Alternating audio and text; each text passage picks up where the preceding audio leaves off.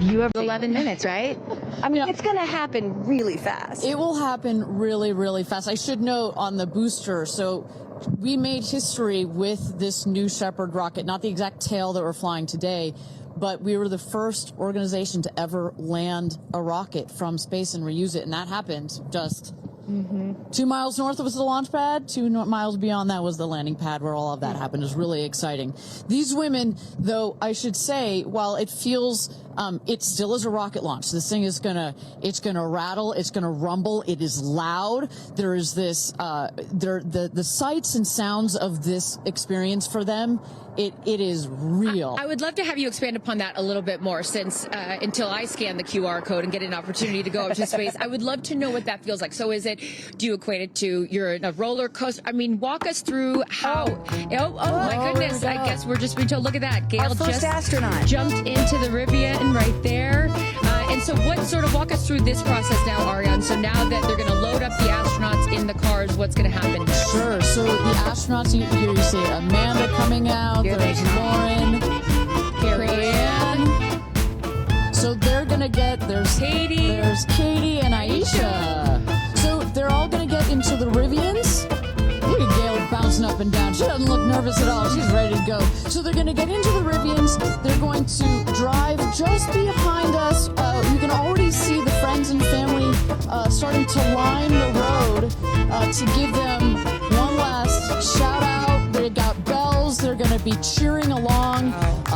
They are going to then pass right behind us, right in front of Mission Control. Look at Katy. Look at Katy. Look, she is ready. And I should note, there's Lauren. There we go. For all of you just now joining us, this is the first time that we're getting to see our astronauts, or the soon-to-be astronauts, today. And there's Jeff Bezos right there, Blue Origin CEO and founder. That's right. Jeff is going to be driving one of those Rivians out there. The other one in the foreground you see there backing up. That is Sarah Knights. And interrupt you just right now because we're about to go to Go Pull for astronaut load. Let's take a listen. 7.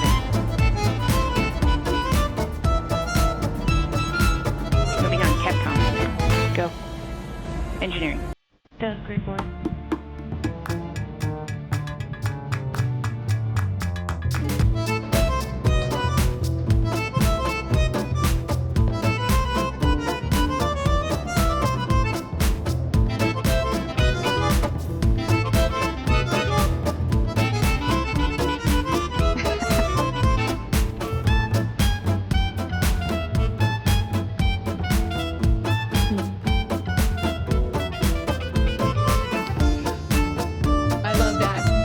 Final wave there as they load up. So again, Ariane, they load up here, and then what happens next? Right, so they're loading it into the Rivians here. You saw Katy waving because we already have, as I mentioned, the friends and family that are lining this road to give them one last kiss and hug.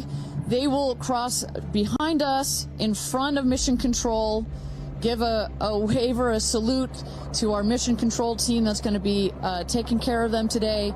They're then going to take a left.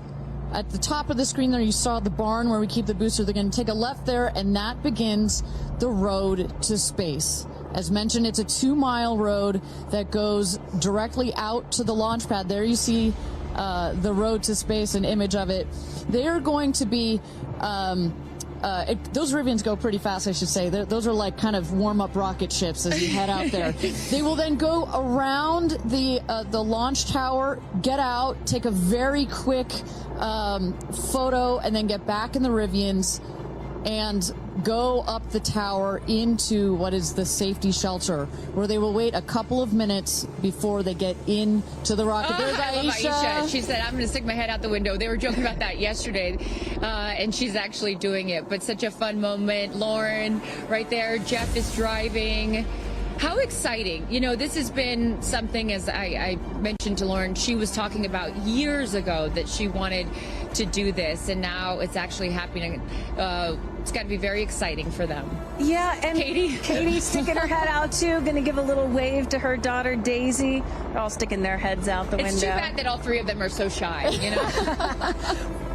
Well, and you know, we often talk about how it is oftentimes more difficult for the people who are left behind on Earth, their friends and family, to watch this, to watch their loved one going into space. That's what Lauren said. She said, when I was waiting for Jeff to come back, I was so nervous because, you know, you can't control anything. So seeing her right now, I imagine that emotion is much different than, you know, than what he's probably experiencing. Yeah. But either way, so much fun. Look at that. All the friends and family there to cheer them on as they head out.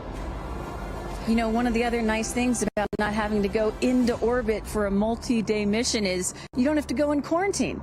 Right. You can actually be with your friends and family right up until the moment of launch. Such a good point. For those of you just joining us, Carissa Thompson, Kristen Fisher, Ariane Cornell, and Tabitha Lipkin here for coverage of New Shepard 31, Blue Origin's 11th human flight. You're looking at all the future astronauts, right? We can't call them astronauts yet until they've passed that Kármán yet. Well, Kármán line. Our crew are all female crew. Yeah, our soon-to-be astronauts. Soon-to-be astronauts as they make their way out to the road to space here in T-minus 46 minutes as we count down here.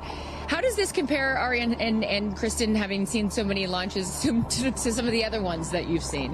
Well, I think to Kristen's point, you know, this is, you know, for let's say a NASA launch, you know, they have to be quarantined. You kind of wave from afar. The families. This is a parade. Yeah, it's a parade. They're really integrated into this experience because, as you know, as I mentioned, when these people go to space, so often it's, I've been dreaming about doing this since I was a little boy or a little girl, and the family and the friends come along this journey in supporting these people, and so to be able to have them there right up just into the last minutes like this is really important. And we knew when we designed this whole astronaut program that incorporation of the families and the friends was going to be very, very important. Why was it so important? Well, I think among other things, precisely these aren't, these are not people that have trained for years and years and years, right? They are pretty normal people. They're not quite as elite, let's say, Kristen, as your parents. They're not fighter pilots. You've got people that are very normal, like Gayle has been very clear about her emotions and her nervousness. We want them to have the support and the love of their friends and family. And this is a moment that will change their lives forever.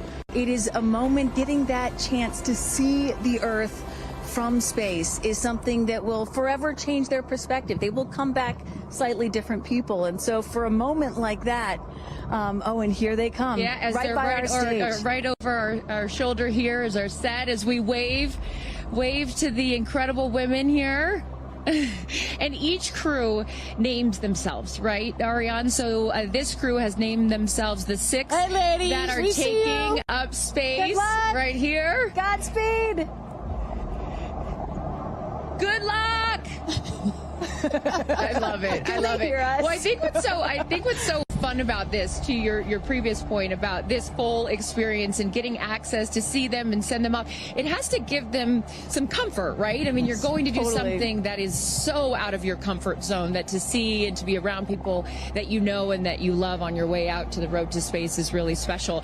And also just being here the last couple of days, you really have an appreciation that, yes, of course, the focus is on these 6 women, but I'd be remiss if I didn't mention the experience that I've had. Even you took us into mission control yesterday and just meeting them. There's 10,000 employees here at Blue Origin, and all of the men and women whose lifelong goal it was to work at a company like this, and all their schooling, and just some of the most intelligent people that you'll ever meet, and all the hard work. I mean, this is not a small thing that is happening, and all of these people have dedicated their lives to moments like this. And so I just want to make sure we acknowledge that this is such a group effort to put these women into space for the first time. I should say, of all the interviews and press that I saw Gayle King do prior to this launch, one of my favorites was Mae Jemison, the first black woman into space, and she made a very clear point. She's like, there's going to be lots of emotions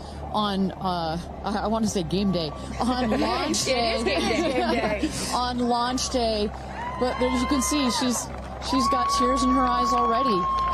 And just know that you have some of literally the world's most intelligent people that are taking care of you, that are watching this rocket, not just today, that the energy that has been put into this vehicle over the last several years, the several months that have been taken to plan this mission, and in the last final days and hours as we check the vehicle, we only send them out there and only send them up into space when everything is ready. We take this very, very seriously. And as Kristen said, yeah, this feels like it's getting a bit routine, but every mission is not routine for us. We make sure that we take it seriously. It is routine, I should say, but it is... That's a good thing. It's a good thing, and our team is paying attention, and no detail is missed on the day of. And there's a saying that spaceflight is a team sport.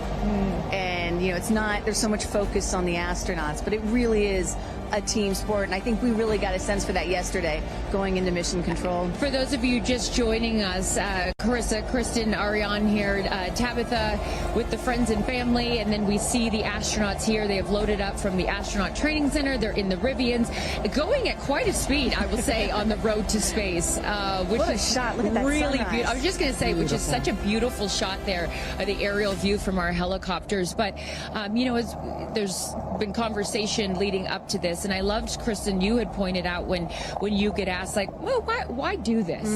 And you had said something that I thought was so interesting. It's like, well, then why travel? You say it more eloquently than I There can. is, of course, criticism, right? Like, why should we care about this? Why should we care about your average person, even though these women are not average? Why should we care about them or celebrities going to space? Or why should we even be going to space, period? And my answer to that is, well, why do we travel? Why go to Paris? Why go to London? Why go to Japan? It's because it does something to you that's different than just looking at a photograph. You experience it in a different way, and it changes your perspective. It makes you a better person. It makes you understand other cultures and civilizations and other people. It makes you have more sympathy. And you hear about the overview effect that these astronauts often talk about when they come back to Earth, and that is where you don't see Earth with borders anymore, and you realize that we are all just one. So I'm excited to see what they have to say. And I'm excited. Look, the moment has come here. So Ariane, walk our audience through sort of what happens next as they are approaching. Sure. So they have just driven down the road to space, the 2 miles. They are going to go to the north end of that circle and jump out of their Rivians and take a cool shot, a photo that is, with the rocket in the background. Again, all of this is very tightly choreographed, and we want to make sure that they do this quickly so that they can get back in the Rivians, go back around the circle to the base of the tower. At that point, we're going to get them into the elevator that will take them up to the south tower. That's the one in the background. They will enter into the safety shelter where they will spend a couple of minutes there while our crew, the Blue Origin crew that is up on the tower, gives the final thumbs up that they are ready to load the crew into the capsule itself.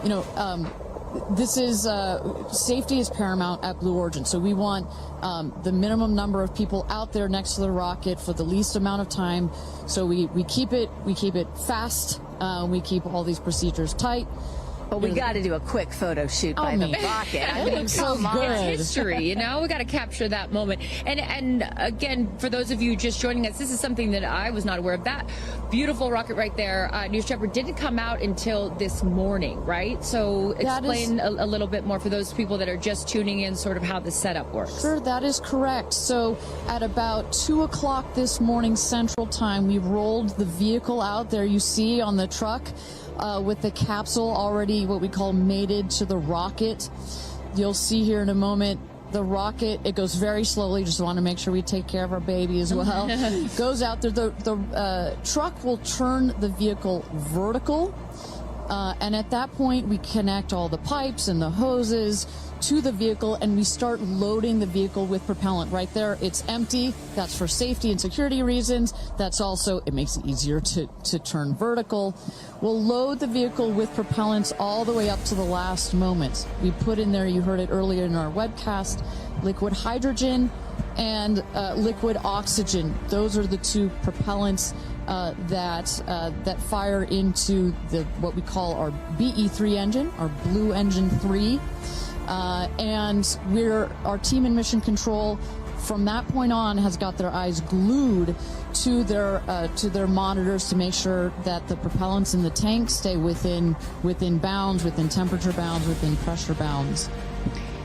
As they make their way here onto, they'll take the elevator, right? They won't take the stairs. That is correct. Yeah. So we just inserted the elevator relatively recently. It makes it a little bit more comfortable as you're going up to the top of the tower. We're at about 3,000 feet above ground level in altitude up here in a dry, dusty desert. We just want to make it a little bit easier for them. And it's worth noting, too, so the 6 women are headed up. We saw Jeff is with them as well, but also crew member 7. Explain to those at home who crew member 7 is. Right. It's like, if you don't mind, I'm going to use a football reference for you, Aaron. And we come, I called you Aaron like your girl. Sorry. Oh, my goodness. We're often confused. Oh, my goodness. So it's like the 12th man in Seattle. This is like the 7th crew member. There's 6 crew members that are going obviously in the capsule. But nobody from Blue Origin will be in the capsule. It'll be the crew member 7 that has been training them. We saw Sarah Knights as the second driver in addition to Jeff Bezos. And then, a little confusing, we've got a second crew member 7 who is going to be on Capcom, or capsule communicator. Today, her name is Laura Stiles. She will be the person that is in our astronauts' ears, communicating with them, making sure everything's going okay, also telling them, hey, this is when you can unbuckle, and this is when you can... That's her right there. That's Sarah Knights right there, exactly. And now we are looking at what? So now the crew, as well as you see Jeff Bezos there, have gone into the safety shelter, and we're gonna wait there. You see Sarah Knights on the right. She's gonna just communicate with the Blue Origin team that is at the other tower just next to the rocket to make sure that everything is set and sorted for them to do their final load. This happens very shortly here. We clock it at about T-minus 35 minutes, but we'll only do one already. And in case some of you are wondering what a safety room is or why it's there, it's, again, what Ariane was talking about. You want to keep these astronauts as safe as possible for as long as possible. Of course, they'll be safe when they actually get in the rocket, but just in case anything were to go wrong, we had the chance to go inside this room a few days ago, and it is, is it a bomb-proof room? Do you want to say that? I mean, it is. It is. Yeah, and you feel it when you're in there. You're like, oh gosh, now this feels real. Yeah. And after going up that elevator, for us, I think that's the moment where we weren't even going into space, and all 3 of us were like, whoa, okay, it gets real serious. Yeah, but I love the access that we obviously have in being able to see these women before they go up. For those of you just joining us, we are T-minus 34 minutes to launch for NS-31, Blue Origin's 11th human flight. As you can see there, a little live look in as them saying some words before they take off. So I know that we had started to expand upon it and then took a shot of the astronauts. So what will they feel? Sort of walk us through the physical part of what they'll experience, Ariane, once they are in the capsule. So once they're in the capsule and they're ready for takeoff, first they'll hear the engine when it ignites. It sounds like a pop. Everybody, listening will also hear that. It sounds like a pop, and the engine roars. We hold the rocket down for about 7 seconds. Make sure it's all ramped up. And during that period, that can actually be one of the most, frankly, nerve-wracking times, because you start to, if you're in the capsule, you start to see the glow of the flame. And here they come. Here we go. Loading into the capsule. And the significance here of the bell, and I should note before I have you explain that, each crew names themselves. They have named themselves the 6 taking up space, as each one is ringing a bell. And the significance of that is what, Ariane? This is one of our traditions. All astronauts throughout history in various programs have had their traditions. For us, we always want our astronauts to ring the bell. Above there, you see, light this candle. Those were the last words that Alan Shepard said right before he went to space. Alan Shepard, of course, the namesake of our vehicle. He was the first American into suborbital space. And we just like to let the stars know that we've got some people heading their way. Absolutely. As they load in, I will, in my world, we call it an audible here. Just if we have any sound from mission control or anything, I'd love to take a peek at what's going on in there and just give the folks at home some idea of what's happening there. There we go. There we go. So we don't have sound of it, but we can see all of the brain behind this beast. But I could tell you, Carissa, other than a couple of discussion points on the radio, honestly, it's about this quiet when you're in there. Really? That surprises me, because you would think, like, in a control room in TV, it's a chaos, right? In the best way, but in there, it's quiet. And honestly, chaos is, quite frankly, the last word I would use to describe our mission control. This team, they're working through very specific procedures on a very specific timeline. They've done their own rehearsals over and over again. We also want to keep the communication line open if anything, if anybody's got to call it out.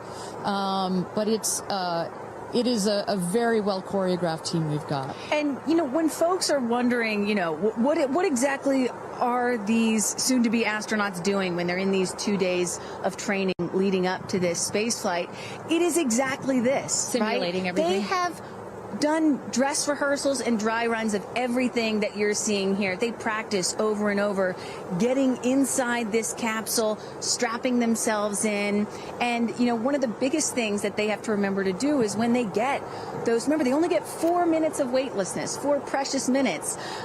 They have to unbuckle and then buckle back in at the exact right moment. So those are some of the things that they're learning to do and practicing while they're training in that building right behind us. As we look at New Shepard 31, the 31st mission, the 11th human flight here for Blue Origin. We are T-minus 30 minutes. Carissa Thompson, Kristen Fisher, Ariane Cornell with us, and Tabitha Lipkin at the tower. I am going to be leaving here in just a few minutes. I'm going to go to fallback 3, an area. Then I will wait for the capsule to land. I'll wait for the recovery team to come out and then bring you interviews from each of our astronauts as they arrive back here on Earth. I cannot wait for that.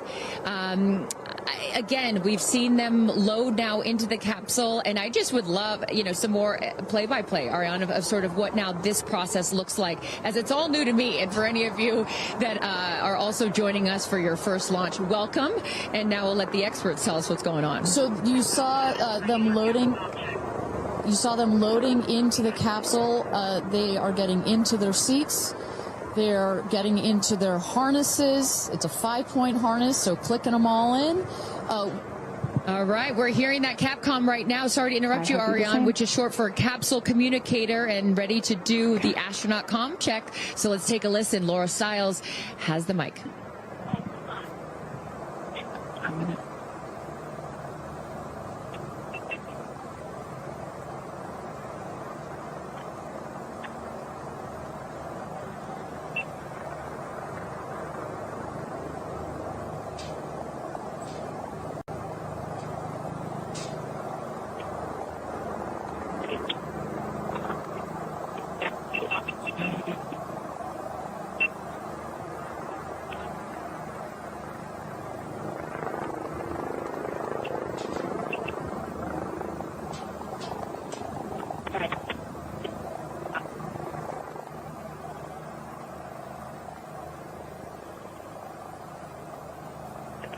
Gayle looks great.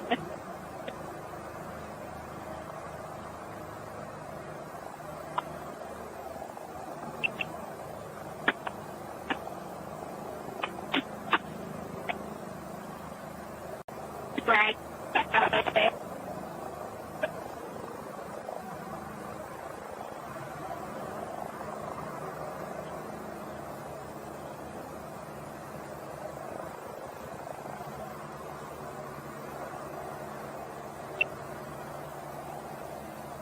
a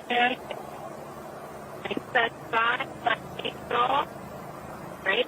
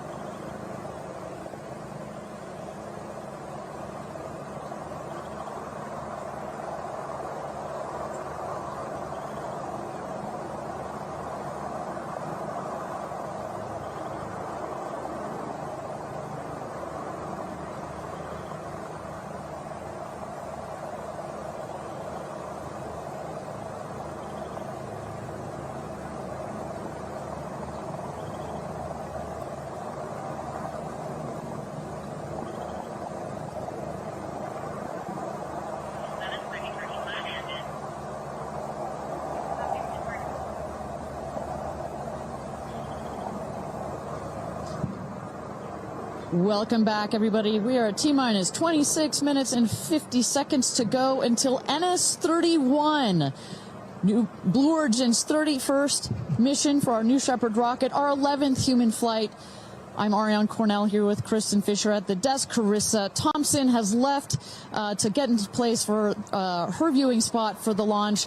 We are waiting on Capcom, or the capsule communicator, to run the comms check with our astronauts. But Kristen, we were just talking a second ago about, you know, what's going on here. You see our crew member 7, Sarah Knights, who's coming out of the capsule there. She has helped load our crew into the capsule, has done just a double check, making sure those seatbelts are nice and tight, as well as make sure that the earpieces and everything are set for our astronauts. I should note, just as we give kind of we got this beautiful aerial shots this morning of the rocket. We have these sunshades you see on the at the top of the capsule, that kind of white square. We've got one there in the foreground, and coming around you'll see another one on the back. Those windows are so large that it can kind of act like a greenhouse in there, and especially down here in the West Texas desert, it can get a bit toasty in there. So we've got some nice sunshade for their comfort. And I love that we can see some of the crewmates inside the capsule as they're getting strapped in. I think you could see Lauren Sanchez right to the left of the hatch right there from that camera shot. So pretty cool that you can see them this close to lifting off. You know, Ariane, I have to say, I might break in. Profound experience. Jeff Bezos here. Yep. I'm so excited for you. I don't want to get off. I want to go with you. And when you get back, I can't wait to hear how it's changed you. I love all of you. See you soon. Godspeed. Gradatum ferocitor. And there you heard it. Some words of support from Jeff Bezos, founder of Blue Origin, also astronaut himself from our first launch.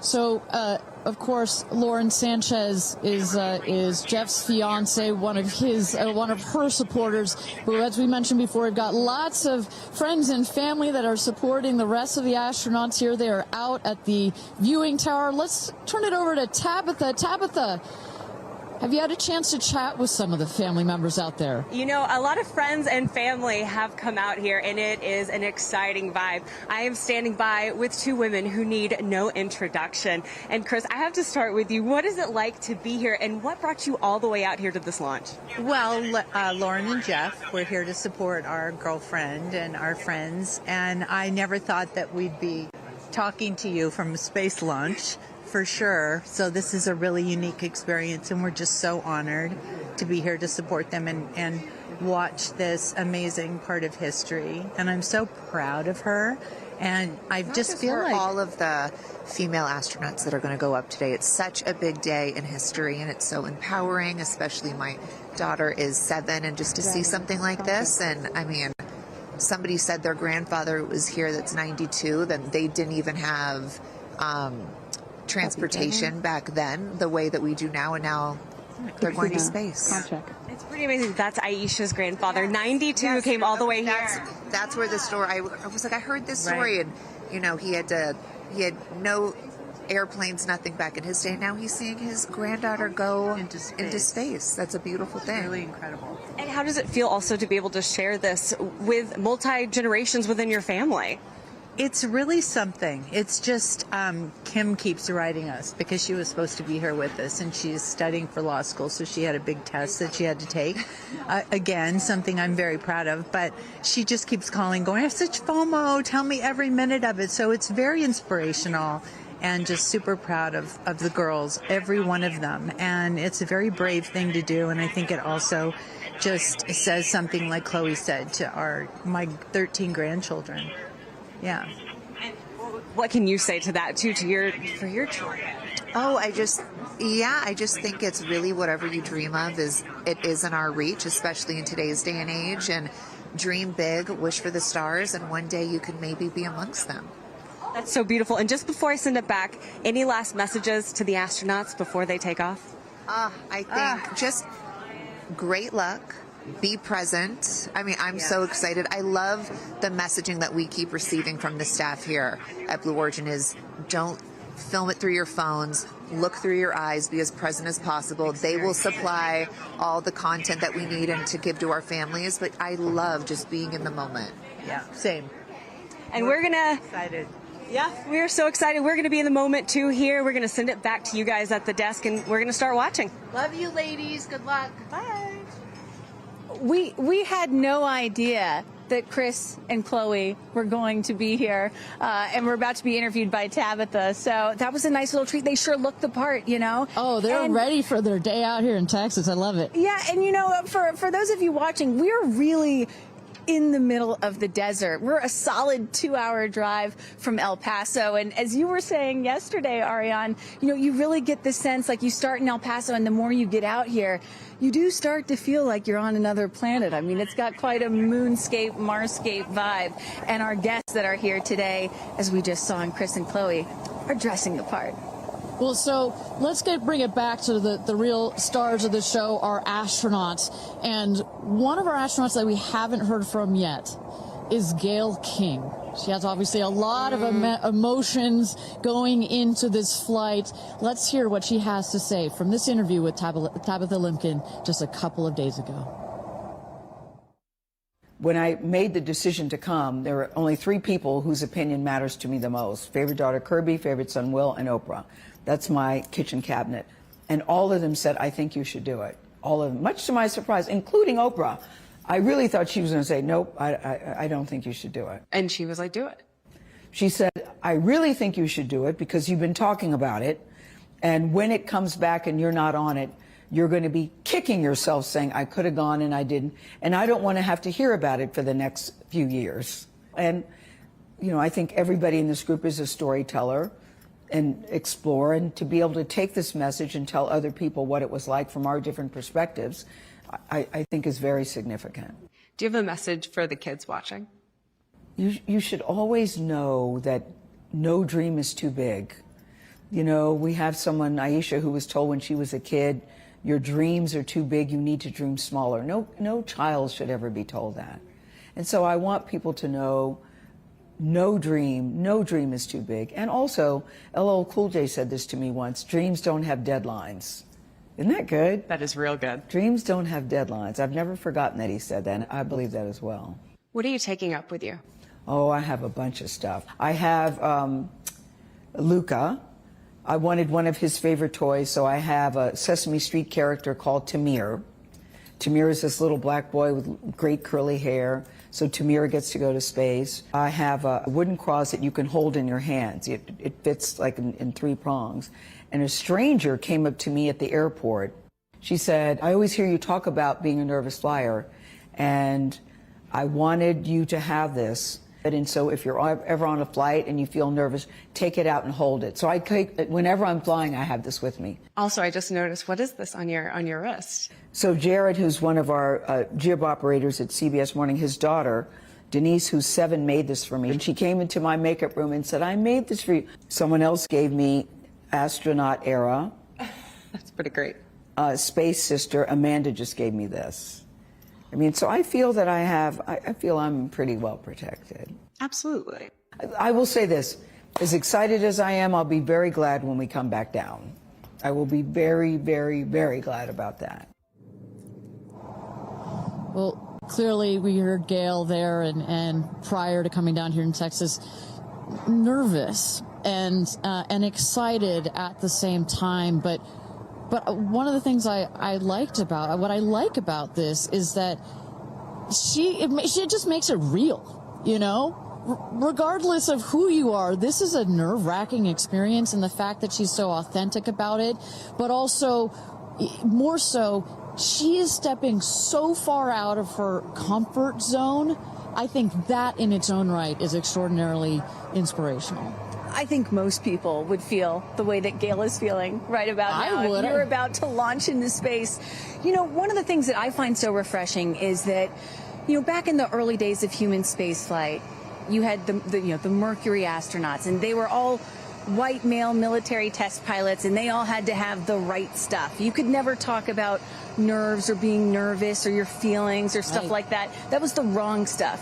But now, in 2025, it is the right stuff to be like Gayle King and talk about those concerns and fears and excitement that you have before launching into space like that. And that really shows you just how much the human spaceflight experience has changed over the last half century or so. And that really is what today is all about. I know there are some people watching this or who have heard about this who are thinking, why should I care about people going into space, you know? Katy Perry, a famous pop star. Why should I care about that? And the reason is, it's missions like this that really begin the process of opening up space to everyone, for all of humanity. That's what today is about. And I think we have to, it's not just about today. Today is very, very important, but I think also one of the reasons that I love working at Blue Origin is we think in very long time scales. Right? I honestly feel like I'm working at a company that will be here in at least 100 years. And that's how we think about space flight. Oh my gosh, look at that cute little kid. She is ready to go to space too. Aww. I absolutely adore that. But we need to be here precisely for kids like that. You cannot, I'm a firm believer that you cannot be it if you can't see it. And that's what this flight is for. It's about inspiring women. Oh, look, talk about inspirational women. Several female astronauts in How that many group astronauts right do we there. have there? I see 4 or 5. At least 4 or 5 and counting. It's a tight group that's only going to get bigger of those female astronauts there. You see Kelly Girardi and Cyan Proctor. I see Emily Calandrelli, Sarisha Bandla. I mean, just an incredible group of women that have gone to space already. And, you know, after today, in just 15 minutes, we are going to be adding 6 more to that group. It's getting close, Ariane. It is getting close. So with that, thank you again, everybody, for joining us for NS-31, our 11th mission, human spaceflight mission to space here. We are at T-minus 14 minutes and 30 seconds. Just to give you a little bit of a preview of what is to come, at about T-minus 10 minutes, we are going to have the go, no-go poll. We're going to throw it back to mission control audio. And basically what that is we go through each of the important subsystems, and our flight director, shout out to Michelle Christensen, our flight director, our first female flight director at Blue Origin. She's going to lead that poll, and we're going to go to each one of the groups and say, are you ready to go for this flight? Is your subsystem ready to go for this flight or not? And they will go around the room, and with the final go, no, go, it will be game time here in West Texas for this launch. Look at that. Now, this child is a little younger than you were when your parents went to space. A little bit older. Oh, excuse me, a little older, pardon me. Because I was just 15 months old when my mom flew in space. And, you know, I think about what it must have been like for her to be a first-time mom and training for her first space flight all in 1 year. And she was a part of NASA's original first 6 women astronauts alongside Sally Ride. Of course, it took them, those first 6 female NASA astronauts, 2.5 years for all of them to fly into space. Now, today, Blue Origin is going to send 6 women into space in a single day. I mean, that's pretty cool right there. Incredible perspective. Also, that was your mom like just 6 months? You were just 6 months old when she started training? She was assigned to her first space flight when she was 8 months pregnant with me. Can you imagine? God, I have a 6-month-old. I can barely fly down to West Texas from Seattle. She gave birth to me on a Friday and was back in the astronaut office on Monday. I don't recommend doing that. As a mom of 2 myself, you're a mom of 2, I probably wouldn't do that. But respect. She did, you know? Respect, that's huge. But I've asked her, I'm like, why did you do that? You know? And she said, because I felt I had to prove something. I felt that I had to, pave a trail for women to come. And so as I'm sitting here today, I'm thinking a lot about what she did, the sacrifices she made to make what's happening today. Again, it's not normal. Human spaceflight will never be normal or routine, but this is the beginning of making this kind of travel. We got 4 moms on board, a grandmother, making these types of people going into space very routine. Now, talking a little bit about that, getting back a little bit into the flight profile and what they're going to feel as part of this now routine flight. So the 6 astronauts are currently in the capsule right now, all strapped in, ready to go. Their audio is working. We are waiting for the T-10 here for the go no go poll. At T-0, you guys are gonna all of us will hear the pop. That's the ignition of the BE-3 engine. It holds down the rocket for about 5, 6, 7 seconds. Inside the capsule, they'll start to see the glow of the flame, and then they will lift off. They will take off. They are in a somewhat reclined seat, and they'll start to feel the G-forces on their body. And so kind of like sitting in a car that's accelerating, it pushes you back against the seat. That's the same here, except they're going up. They will accelerate to they'll have 3 Gs. So here on Earth, we're at 1 G. When you accelerate to 3 Gs, so like if you're 100 pounds, it feels like you are then 300 pounds. But Kristen, crazy. It's crazy. But in that reclined position, it's dispersed across your body. Bad. It's not as bad. It kind of feels like a weighted blanket. Oh. And then it nice eases and cozy. up. It's nice and cozy as it gets nice and dark. I'll take a weighted blanket right about now. But they're not, don't worry, it's going to get nice and dark, but there's no sleeping on this. They are going to have the most incredible view out of those windows. The capsule will separate from the booster. That's when they're going to feel weightlessness. They'll get the about 4 minutes to unbuckle, enjoy the weightlessness, enjoy the insane views out of those windows. They'll buckle back in, come back through the atmosphere. That's actually when they're going to have the peak G-forces. They peak at about 5 Gs. Which is kind of counterintuitive. You wouldn't think that you would feel the max G-forces on the descent, but that's when you do. But that's when you do, and it's kind of like, because you're coming back through the atmosphere, right? It's thin up there, you come back through the atmosphere, it's thick. It's kind of like diving into a pool. It kind of goes whoosh against you at 5 Gs, but then it eases back up, and we deploy the parachutes, and they come floating down at about 10 to 15 miles per hour for a nice soft landing here in the desert. At the last second, there's an air cushion that comes out. Go. Booster. Here's gonna go, Paul. Go. Ground. Go. Inco. Go. Safety. Go. Capcom. Go. Engineering. Go. This is the flight director. New Shepard is go for launch. Booster, commence terminal count. Protocol flight. Yeah, baby. Go for launch. My favorite words. It's getting real. T-minus 8 minutes and 51 seconds. Until our 11th human space flight, the first all-female crew flight to space. All 6 of our astronauts are loaded in the capsule, waiting for just 8 minutes and 30 seconds to go here.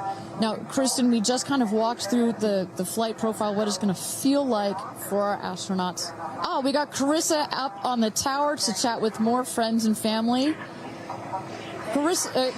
Carissa, who you got out there? I don't need to introduce the incredible woman. I don't need to introduce the incredible woman next to me, who is a ray of sunshine. Oprah, you are wearing yellow because Gayle's call sign is sunshine. Yes, right. And all of us, the whole family is wearing yellow today. And I, you know, we've been friends. It'll be 50 years next year. We've been friends since we were 21 and 22. And I have never been more proud of my friend than today. Never been more proud, because this is bigger than just going to space. I mean, I think for her, who anytime we're on a flight, she's in anybody's lap if there's the slightest bit of turbulence, has like real anxiety flying. And this is overcoming a wall of fear, a barrier.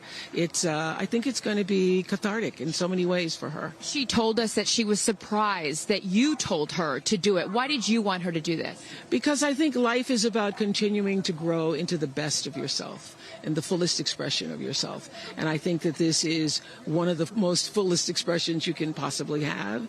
And I know that I felt deeply that she would regret it. And I didn't want to hear about it for the next 15 years. I wish I had gone, you know. And I said, there's only one time that all the women are going up for the first time. You know, there will be other trips, but there's only one first time. Incredible. So to be a pioneer is great. What was the last conversation you had with her? I said, peace be still. Hold the God's unchanging hand. He's got your back. That's it. That's it. I know that as we're counting down here, we're getting excited for that go for launch moment. How are you feeling as her best friend? I feel so calm. I don't think I've ever been more calm, because I think it's already done.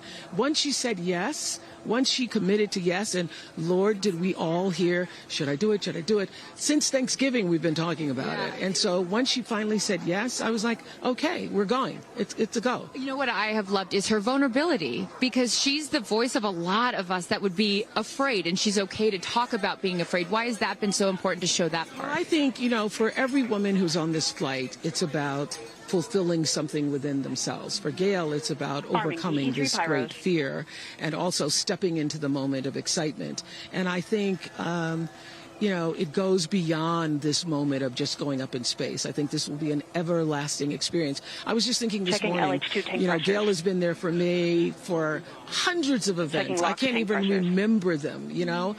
But you will never forget this day. None of us will ever forget this day. Well, thank you for being here, for her, for us. I mean, this is just, it's a historic day, and it's only fitting that you are here front and center as a ray of sunshine that you are, Miss Oprah. Thank you so much. Thank you so much. No time. You're next, you know.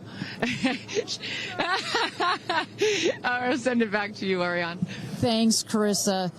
Wow, to see Oprah down here. No, I'm not besties with Oprah, not yet anyway, but if Oprah told me to do anything, I would do it. I don't think Gayle had a choice after Oprah said, girl, you got to do this. She had to do it. Ariane, we are under T-minus 5 minutes until these ladies hopefully launch into space. And, you know, you were just talking about what these women are going to feel when they launch. But let me tell y'all watching what we may hear, because we have one of the most famous singers on the planet on board, and there is a chance that we will get to hear the audio inside and hear what these soon-to-be astronauts are saying and possibly singing while they're weightless. So I can't wait for that moment. I'm also hoping she comes down to Earth and does like either a Fireworks Part 2 or E.T. Part 2. I think that's going to be, and I think, but let's stick on this point for 1 second, Kristen. I think one of the incredible parts about this crew is their ability to tell the story coming out of this in their own unique way. The way Gayle can go on TV and talk about it. Amanda can go and continue to advocate for women more broadly about it. The way Katy can sing about it, etc. The way Carrie Ann can produce films about it. That is what is so special about this crew in particular. And that is what's so special about this new era of spaceflight. This is not NASA. This is not governments. It's not the U.S., China, or Russia. This is the commercial era. These are private companies, and this is Blue Origin sending the first all-female crew into space since 1963. And this is all going to happen so fast in just a few minutes, about 10 or 11 minutes from launch to landing. And don't worry, guys, I did the math. In case you're wondering, total duration of this mission is just about 3 Katy Perry fireworks songs. So play that song 3 times. That's how long this mission's going to be. Fantastic. Well, so at T-minus 3 minutes to go until our 31st launch of New Shepard, our 11th human space flight. Just to tell you what's coming up here. At T-minus 2 minutes, we send the show over to the vehicle. It goes into autonomous mode. Command engine controller ready to start. We have our team, of course, in mission control that have their eyes glued to the screen there. There you goes, mission control, quiet and intense. There's one of our crew member 7's capsule communicator, Laura Stiles. She is communicating in the ear of our capsule, in the ears of our astronauts. But what we're going to see in the last 2 minutes, you'll see the fins at the base of the rocket gimbal or just move back and forth. We want to make sure they've got free range. At the base there, you see the nozzle, the engine peeking out. The engine as well is going to gimbal, going to move. Both in conjunction together, those two Pressing systems. propellant tanks to flight pressures. Those two systems guide the rocket. And when you are out there at this moment, this rocket feels like it is alive. It feels like it is a living, breathing, pulsing thing, right? And there's the gantry pulling back from the rocket. T-minus 2 minutes and counting. Transition to onboard hydraulic pumps. And this right here is the moment that they've been training for. 2 days, becoming a crew, becoming a team.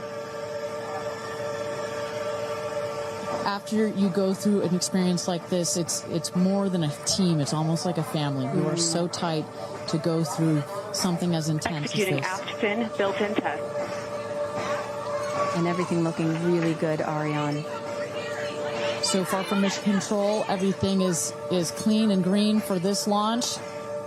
T-minus 1 minute to go here.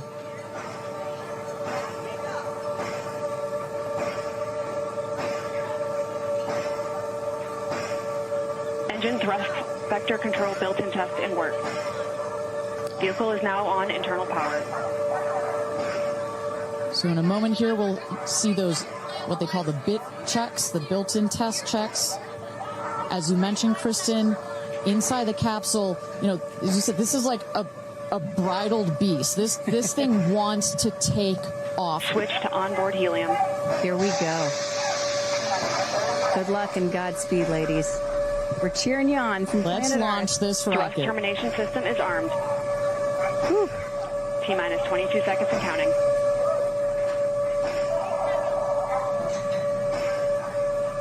Guidance internal. T-minus 10, 9, 8, 7, 6, 5, 4, command engine start, 2, 1, ignition.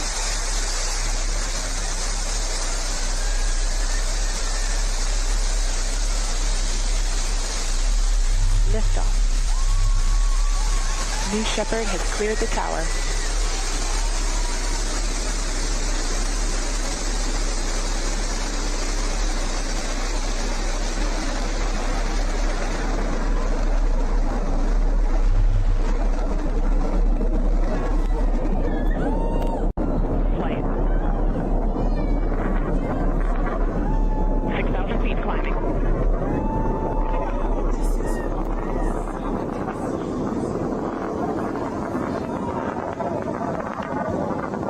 Begin throttle down for Q limiting.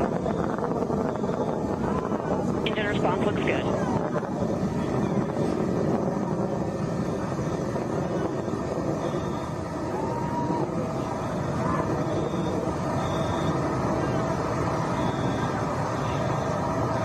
Max Q, maximum dynamic pressure. Mach 1, vehicle is supersonic. Engine back up to full throttle. Supersonic, we have passed through max Q. maximum dynamic pressure. That's when the stresses between the atmosphere and the speed are at the maximum. So to punch through that is so important. You see the BE3 engines. It's firing beautifully. You see the stream of steam behind it. Those ladies right now are having an incredible view on their way to space. Passing through 80,000 feet, 1,300 miles per hour. They're going to peak at about 2,300 miles an hour over Mach 3, 3 times the speed of sound. Shortly coming up, we'll have MECO, main engine cutoff. We will turn off the engine, but the two craft, the capsule and the booster, will continue their ascent to space. Stand by, MECO.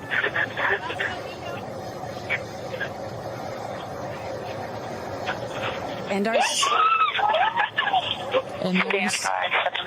there you saw the main engine is turned off. We're now going to separate the capsule from the booster, and at that point, Kristen, that's when all 6 astronauts are going to start to feel the weightlessness, and shortly thereafter, we're going to let them unbuckle. And that right there is the most critical milestone of this whole ascent. Oprah watching her best friend go to space.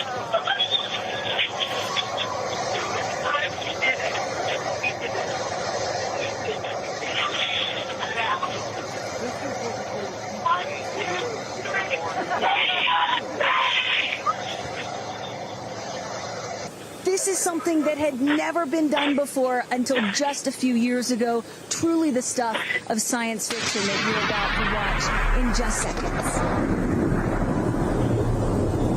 Drag there we race. go. Woo! Sonic boom. Engine relight.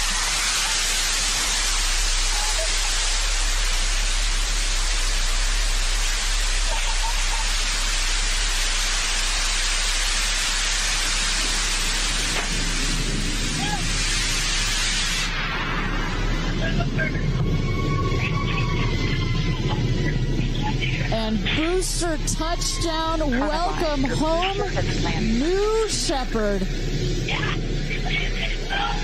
Picture perfect landing right there. Picture perfect landing. Right on target. You see that dust kind of creates this dramatic cloud that reveals the beautiful rocket that has just taken these ladies up to space and back. And I love the echo across the mountains. Is that what I was hearing there? That's what you were hearing. You heard the sonic boom, then you heard the engine relight, and all of that reverberates in this big, beautiful valley in West Texas. Stand by, drogues. Stand by, drogues. All right, shortly here we're waiting to see the drogue parachutes deploy from the crew capsule. Those are like the guide parachutes. There go the drogue parachutes. Just free falling right there until those drogues came out. And then next will be the main parachutes that get pulled out. Hear that screaming inside the capsule? And all 3 parachutes reefing, and they will slowly inflate, slowing the capsule to a nice, smooth 10, 15 miles an hour. They are cruising back home. 3 good parachutes.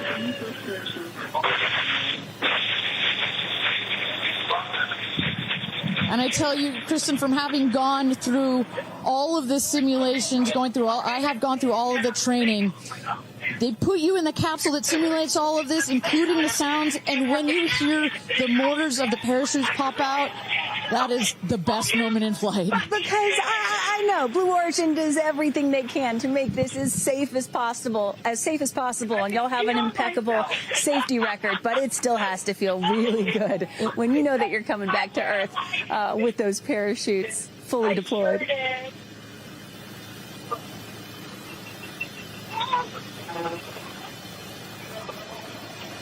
And we can see the capsule just over our shoulder here, going to be landing north and east of the launch pad, coming down softly and beautifully.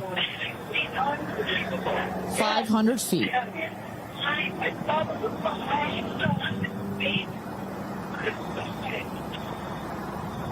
And you will see a puff of smoke when it touches down, a puff of dust. Actually, yes. That's normal. A puff of dust, last milliseconds, air cushion that will kick up the dust. It's a very soft landing despite the sporty perception. There it is.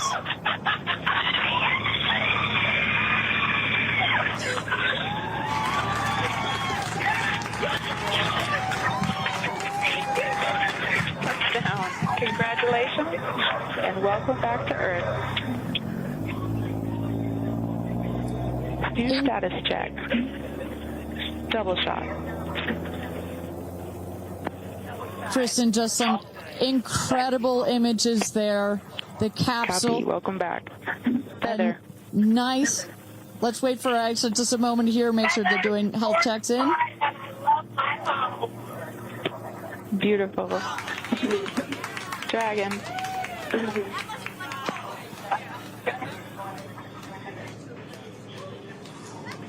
Yes, and as you heard it there, everybody seemed to be just as ecstatic to be back here, back on Earth. Everybody appears to be fine. Beautiful shot there of the capsule down in the desert. As we were just saying, it looks like a tough landing, but it is an air cushion in the last milliseconds that just makes it even softer. I will also note the parachutes landed very close to the capsule. That's just an indication that there's not very much wind out here today. A beautiful day for a launch and landing. A beautiful day to add 6 more names to the roster of astronauts that have been over the Kármán line into space. Carissa Thompson, what's the view from your road to recovery in the truck? Oh my goodness, you guys, as I've told you, this is my first launch. So standing out here with family, that moment of watching the rocket, and both incredible emotions, relief, excitement. You saw Oprah's emotion, Orlando Bloom, as I was walking jump in the car to go meet everybody and recover, he was like pretty good. So I can only imagine how these astronauts, now that we can officially deem them astronauts, are going to feel. I can't wait to get their reaction. We are headed out there now. I will check back in with you as soon as I have them. Sounds good, Carissa. And as everybody can see, she is those recovery crews are screaming out there. So we actually send them out as soon as we spot the capsule. And there's little Rose, Katie's daughter, who is just Daisy, excuse me, who is just seeing her mother go to space and come back. I'm sure she cannot wait to say hello. So, but as I was mentioning, the recovery crew is heading out there. We send them out as soon as we can see the crew capsule and spot the crew capsule descending. There will be at least 2 trucks that go out there. What you'll see is they will come around the capsule. We also have crew member 7 who's in there.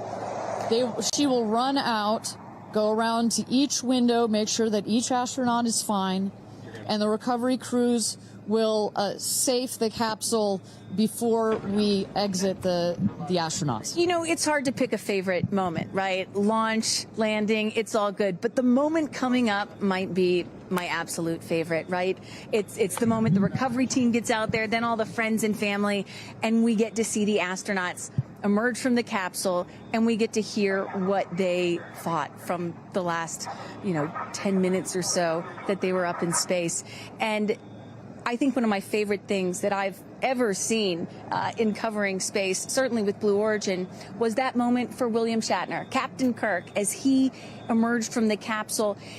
And this is exactly why you want to send people that are not just professional astronauts into space. What he said was so moving that day. 100% agree. But it's not just the astronauts that are here that are being moved by this event. We've got Tabitha that's with some of the friends and family out there. Tabitha, give me an update from the viewing platform. I mean, not a dry eye in the stand, I tell you right now. Chloe, I just want to know from your perspective, that moment, what was it like? I don't think I realized how emotional it was going to be. And I literally had chills all over my body from the second it launched until the moment I just saw it land. And it's sort of hard to explain because I don't think you would be that emotional, but it's incredible. It takes your breath away. And I feel like I have all this adrenaline and I'm just standing here. Right? It's very true. Same. It's really, first of all, we're so thrilled that the girls are safe and everything went so well. And so that's a relief because, you know, I'm sure there's a lot of nerves up there, but to hear the girls screaming and having such they said they saw the pink moon. Yeah. I heard the audio. I was like, that is the coolest thing. I So cannot exciting. wait to get the footage from inside and to see hear. that. I want to hear every little emotion that they had, and we can't wait to see the footage from inside. What are the chances? The pink moon, the rocket launch. It's so exciting. It's a great day. It's been a pretty phenomenal day. So when are you guys going up is the real question. Oh my gosh, I don't know, but this made it a little more enticing, I will say. But I don't know. But I've learned to never say never. Right. That's what I learned. You can go on behalf of the rest of us, but thank you. I think we'd all drag you off of the tarmac before we let you go up. But, you know, I like you being an observer. Okay. Yeah. Yeah. We love being able to share this experience with you, and thank you for sharing how you feel out here with our audience. So it's been really, really incredible. So yeah, the emotions are high because it's so exciting and energizing. And gosh, Kristen, Ariane, I don't know what to say. I did cry. I did cry. I didn't think I was going to cry, and I cried. Tabitha, I love you putting them on the spot there. Chloe and Chris, are you guys going up? Keeping up with the Kardashians In space. We're waiting for it. That's the all next all lady launch. Well, thank you so much, Tabitha, for that. And you could see that, you can hear that, you can hear from Tabitha. Even she is emotional and has tears in her eyes. When you're down here for one of these launches. And Carissa, when we get her back on the line, I'd love to hear her thoughts on this. The intensity and the energy and the emotion out here, even though you're in this remote place, but it all gathers here in this valley, and it's really intense. No matter how many times I've seen all 31 of our launches, it gets me every time. Well, anytime somebody says, I don't get it, what's so exciting about space?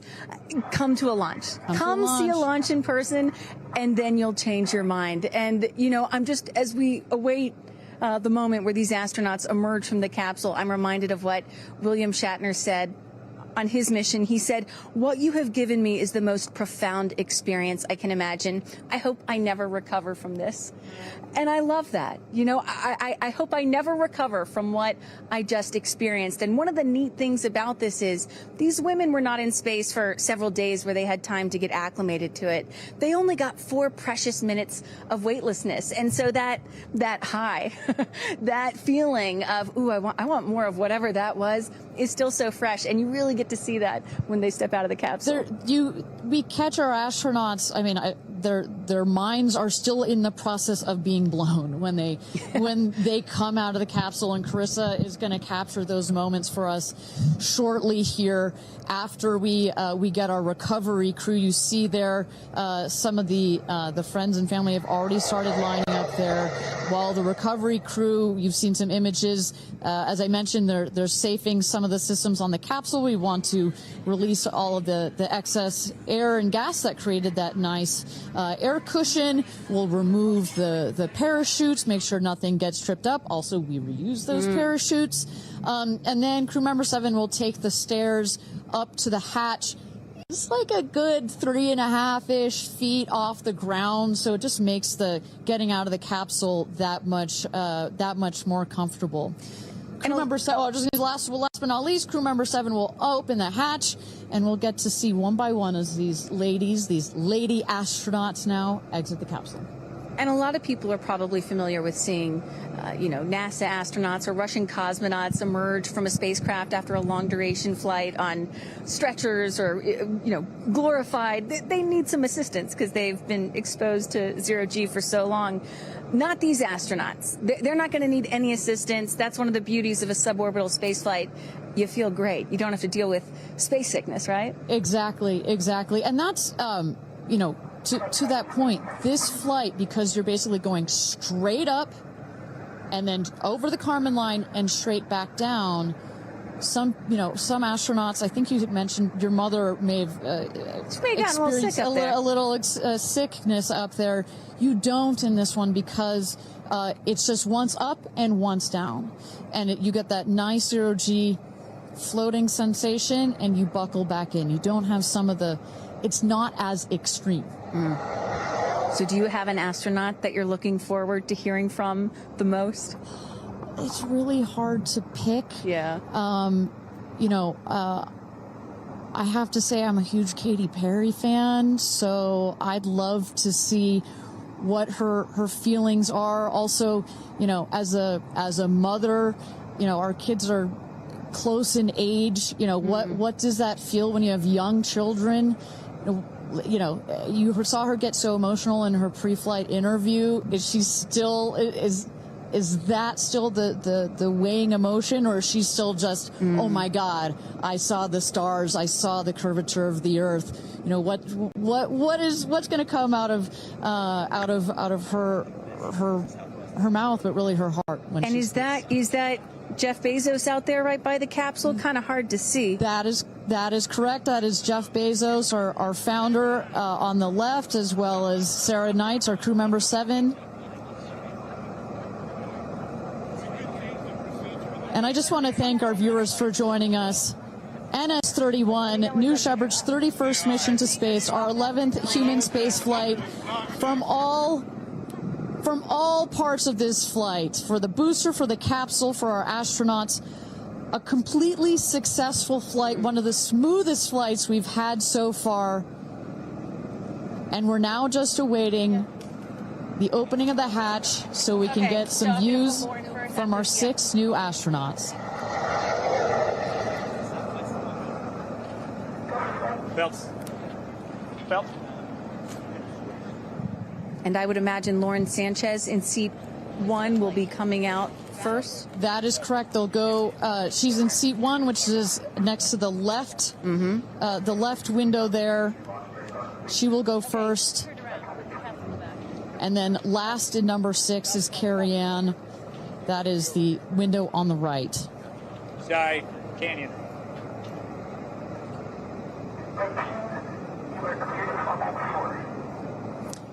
You see those vans arriving. Those are friends and family.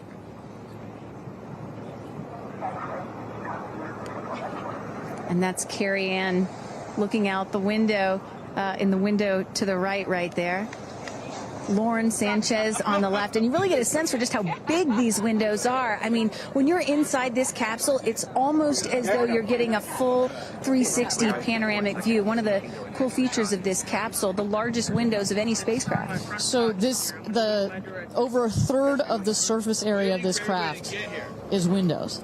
And that's on purpose. There were many meetings with our founder, Jeff Bezos, where our engineers brought him some windows. He said, nope, make them bigger. They come back. Nope, that's nice, but make them bigger. And what you get here, why is that so important? So many of our astronauts have said, when I got out of my seat, I looked outside my window, and I turned around, and I looked at the other 5 windows, and my brain created a panoramic view, a panoramic photo of it, because so much of the capsule is windows, and it makes for just an incredible experience. Sarah.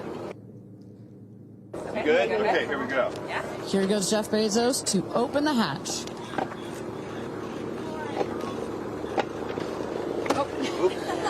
She didn't really close it again. Come on out, guys. Yeah, of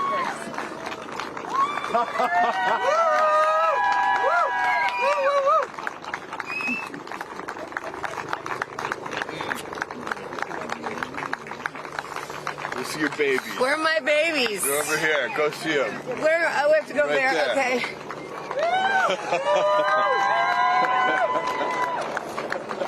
Katy! Woo!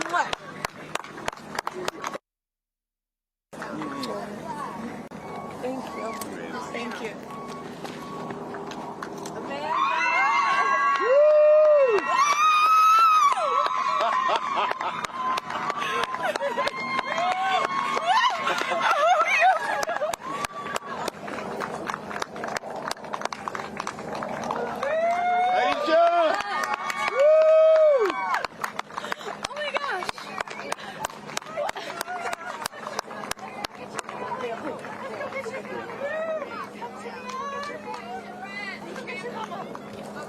Gayle! I just have to have a moment with the ground. Let me just appreciate the ground for just a second. Thank you, Jesus. Oh my God. That was amazing. Yeah. That was amazing. I'm so proud. So proud of you. Oh, there we go.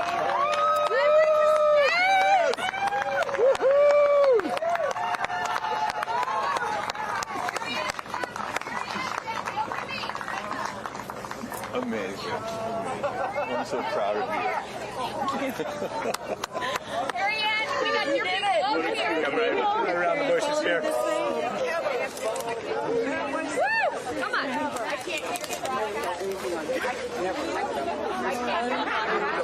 I have no, it's not working. So someone just tell me when we're on. Does anyone have our F? All right, and you just saw it there. All 6 astronauts coming out, all ecstatic. Katy Perry and Gayle King both kissing the earth.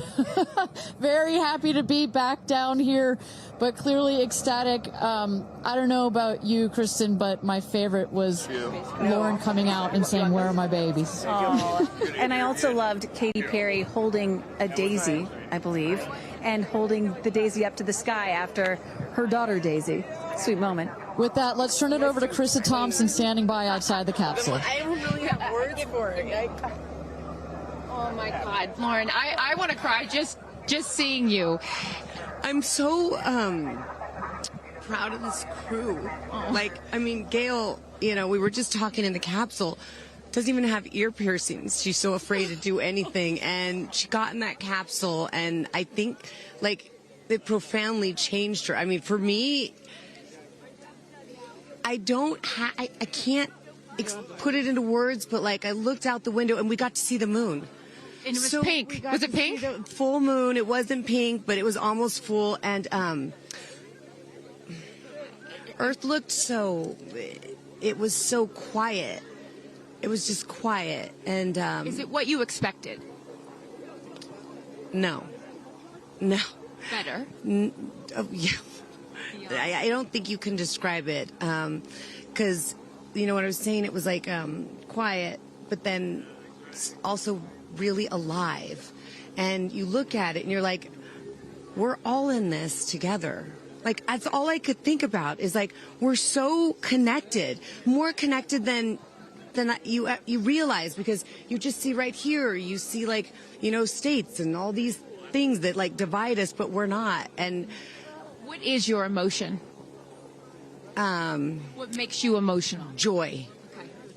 Complete and utter joy and gratefulness. Like, it makes me want to come back and just hug everyone and be like, oh my God, we're in this together. Like, that's what this is. And Jeff had told you that it will change you more than you know, and I know you're only a few minutes removed from the capsule, but I can tell already. Yeah. Oh. To be this I don't cry that often. So I didn't expect to be this emotional, but it's also all the love that was in that capsule, and all the heart and the feelings and all the things, and, like, seeing Jeff before I left, I just went, you know, I had to come back. I mean, we're getting married. If I didn't come back, that would be a bummer for me. Only you, by the way, would say this to me. You said, Jeff, if you don't want to marry me, you don't have to send me to space. Don't have to send me to space. What an incredible experience for you. But the fact that when you're in there, we got to hear some of your audio, but give us some of those moments when you guys, just from the second you took off to the second you landed, describe, if you can, for us what we didn't get to hear. It was a feeling of joy and, like, and camaraderie. It was a feeling of gratefulness. It was a feeling that we're doing this. And, you know, Alan Shepard, I told you about this, did this same exact flight, and he became the first American in space. And 6 women just did the same flight that he did it. Oh, I just want to keep hugging you. It's really cool. Yeah. And I hope I hope that more people get to see this because I feel, I don't even know how much it's going to change me. And I want to thank the Blue team. I mean, look at them. I mean, they work so hard to make sure this vehicle gets up and safe. And I'm so proud of you. I'm so proud of you. It's one thing to say you're going to do it. It's another thing to actually do it. And I know there's a phrase in your family that life takes off on the other side of fear. And here you are, just having landed back on Earth. And now you are officially, Lauren Sanchez, already adding to your extensive resume, you are an astronaut. Congratulations. Thank you. I'm very excited. I'm excited to share it with the world, and I'm so grateful to everyone here. I love you. Go be with your family. But to process and download what just happened to me. Well, get on in here, Amanda. Someone that can now articulate exactly how Lauren is feeling. Lauren being so candid about overcome with emotion. How are you feeling? I know, Amanda, this has been a dream of yours, a long-awaited dream, and now it is finally official. You are an astronaut. Congratulations. Thank you so much. You know, I usually have nice words to say, but in this moment, I just want all survivors to know that you can heal. No dream is too wild, and that if it's so wild out there, like going to space, you can absolutely make it through, and it can absolutely be possible. You mentioned to us prior to going up, you said that you needed to go to space to heal. I know you're only a few minutes removed from this incredible experience. Do you feel healed? You know, I had a zero-G indicator that I didn't know if I would bring, and I ended up bringing it. Okay. And explain for the folks at home that don't know what that means, what it is that you're holding.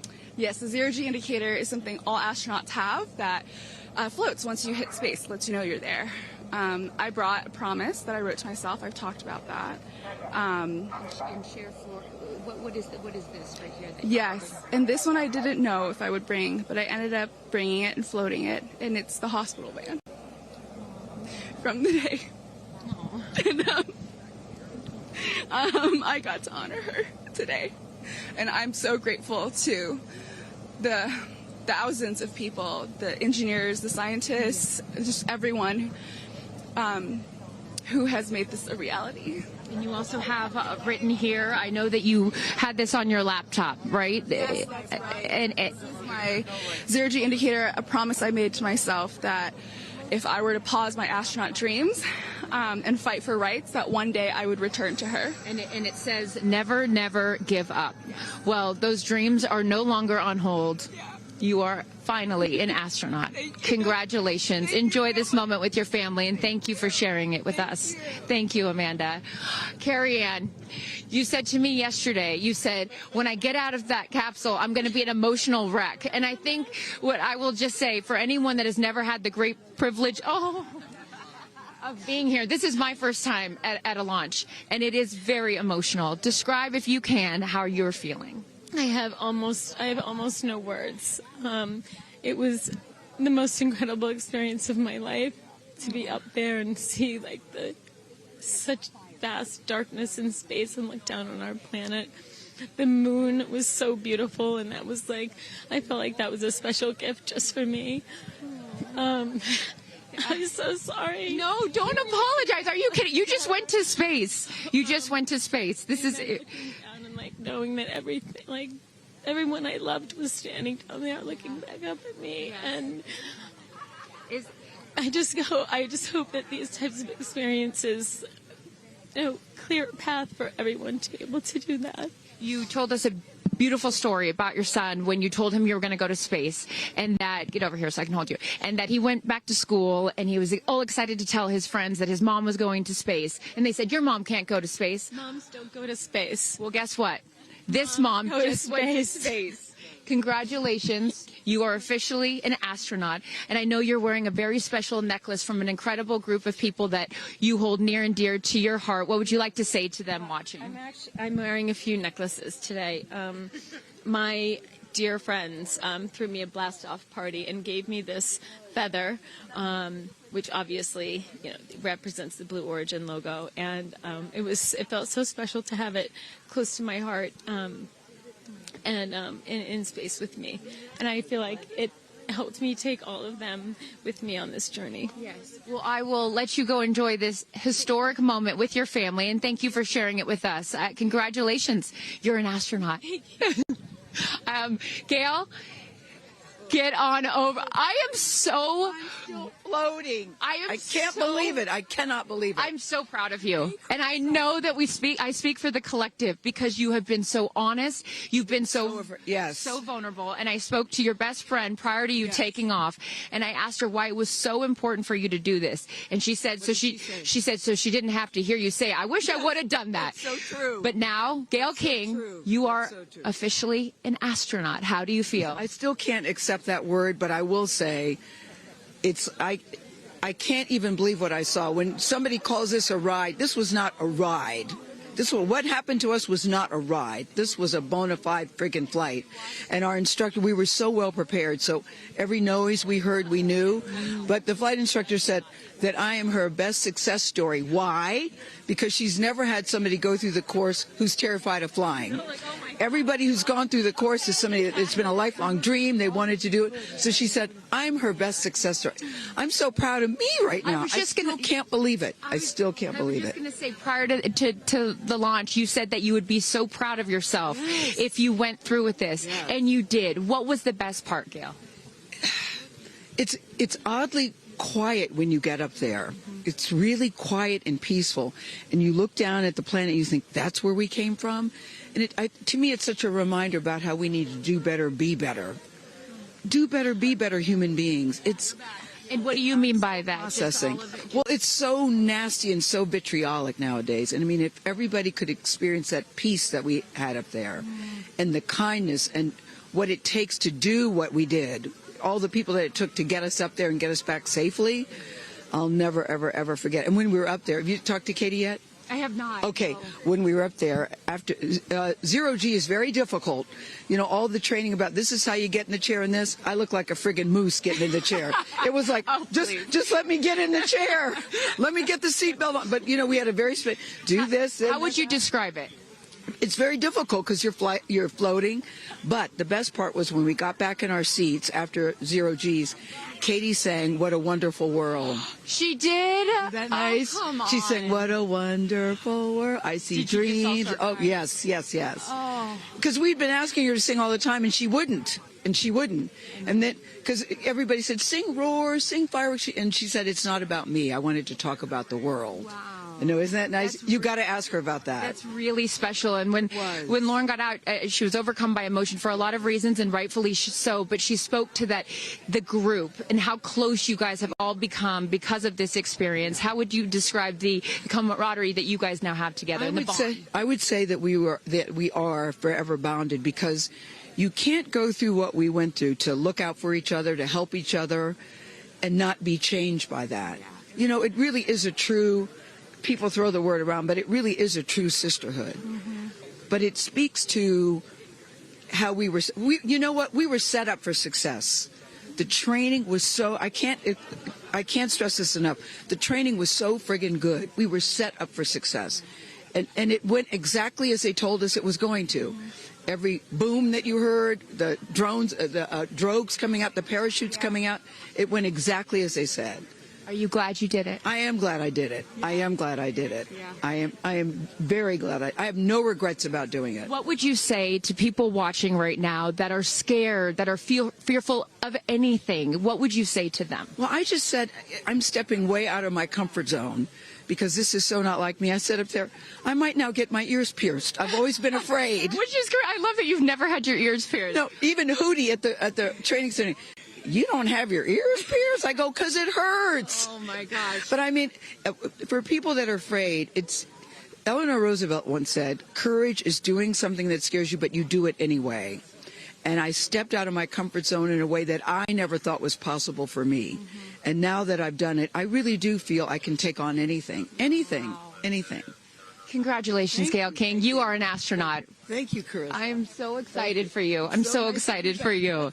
And I'm going to go with you to get your ears pierced, because I want to get another hole right here.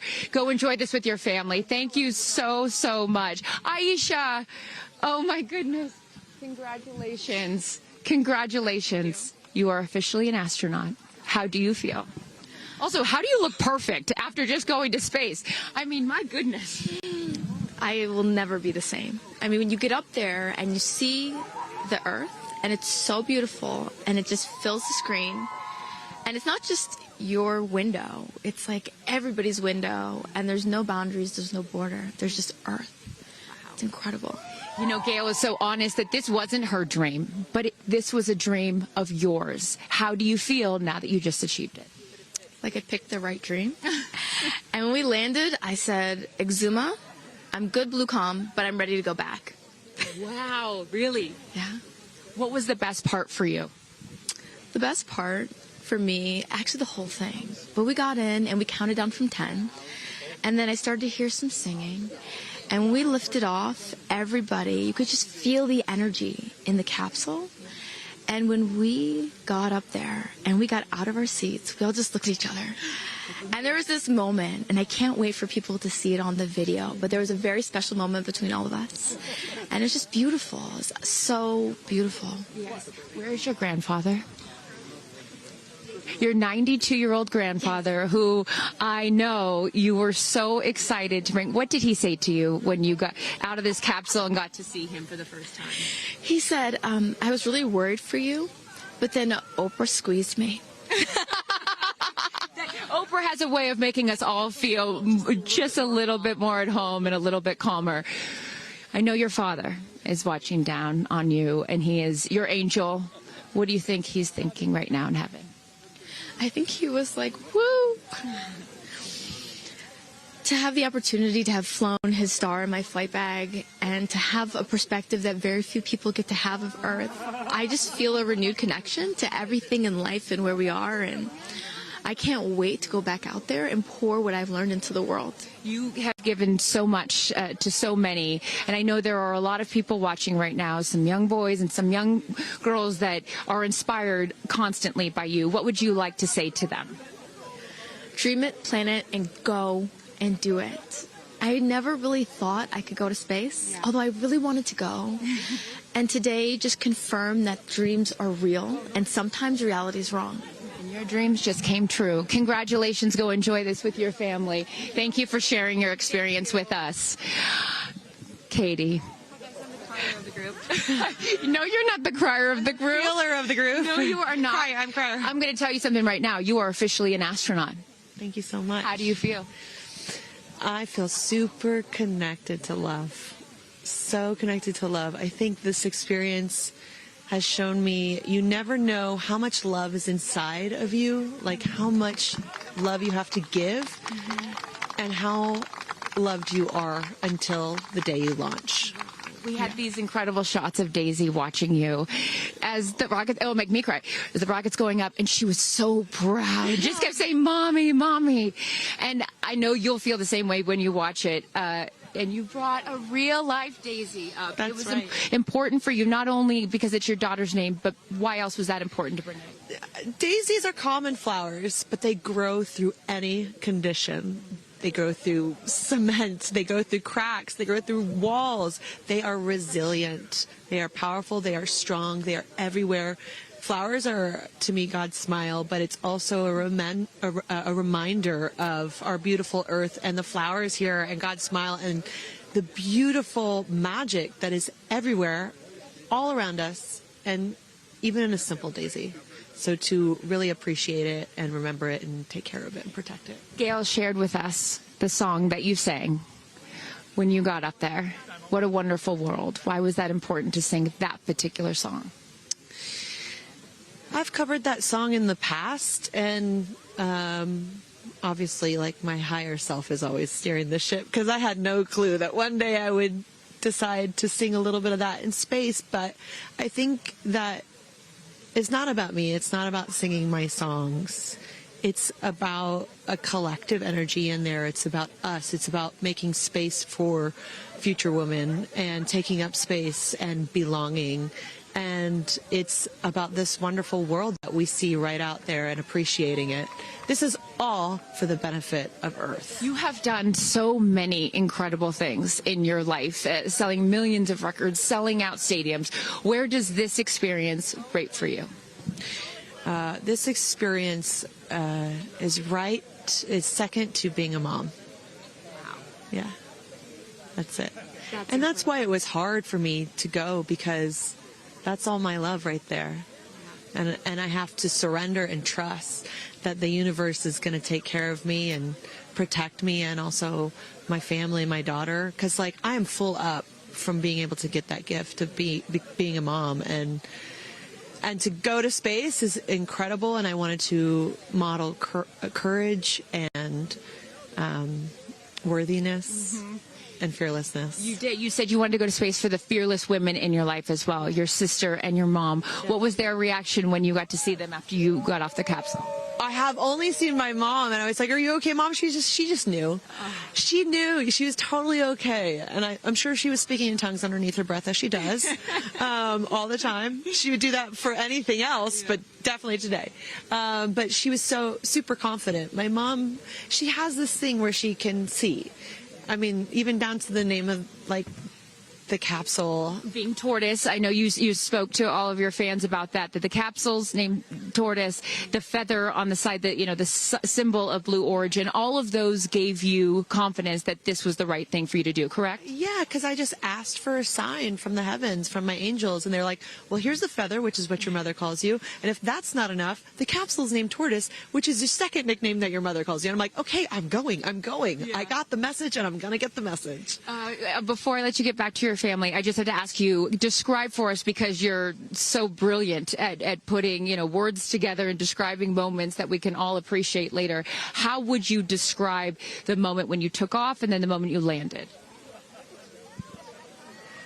The moment, I mean, it is the highest high, and it is surrender to the unknown, trust, and this whole journey is not just about going to space.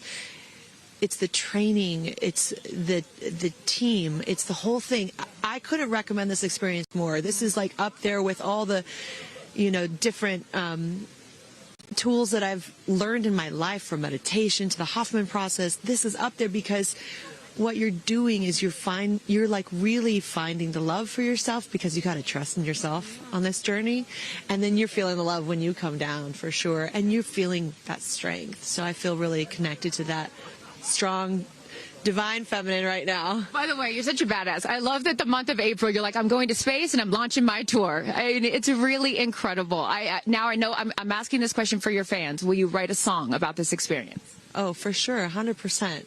And not only that, I got to reveal my set list for the tour on a butterfly. How apropos! Incredible. Just flying in space. I don't know if anyone's ever. In space. I don't know if anyone's ever done that before. So I'll just. Well, there's a lot of things that you have done first. You are now officially an astronaut, and let me just tell you, on behalf of everyone here at Blue Origin, our webcast, and everyone, all of these individuals that put this incredible thing on, congratulations. Thank you so much. Thank you for sharing your experience. Is it 10 out of 10. That's my review. 10 out of 10. You definitely go for it. 10 out of 10. Thank you, Katy. Congratulations.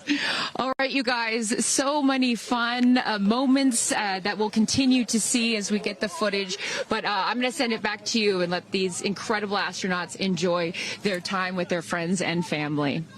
Thank you so much, Carissa. Wow. Kristen, I mean, 6 inspirational women in their own right. Eloquent. I could not be that eloquent coming down from space. You know, you heard Katy Perry saying 10 out of 10, but number 2 experience only to being a mother. What were some of your takeaways from what we just heard? You know, Gayle King used the word sisterhood. I'm feeling the sisterhood today. First all-female crew to space since 1963, and that was a solo mission, Valentina Tereshkova.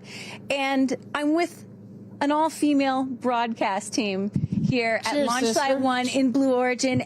Ariane, it has been a complete honor to work alongside you.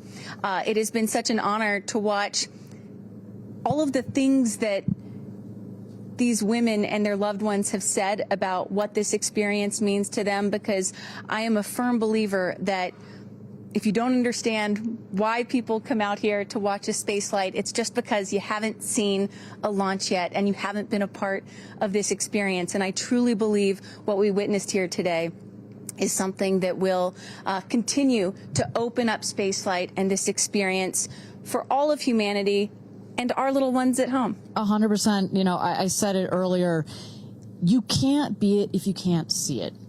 And to see these 6 women go up and the roles that they have played before, but I can't wait to see the roles that they play afterwards in their way of telling this story for the world to hear, to experience, to see.